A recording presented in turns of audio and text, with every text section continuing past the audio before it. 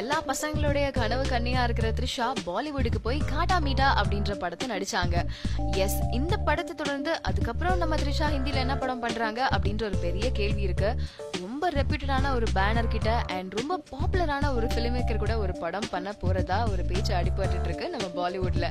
இத பத்தி த்ரிஷா கிட்ட கேட்கும் போது, ஆமா அதை பத்தி பேசிட்டு இருக்கோம், ஒரு சூப்பரான இன்ட்ரெஸ்டிங்கான ஒரு ப்ராஜெக்ட் பண்ண போறேன், ஆனா அந்த படத்தை பத்தி இந்த கன்ஃபர்மேஷன் கூடிய சீக்கிரம் உங்களுக்கு தெரியும், அது வரைக்கும் வெயிட் பண்ணுங்க அப்படின்னு சொல்லிட்டாங்க.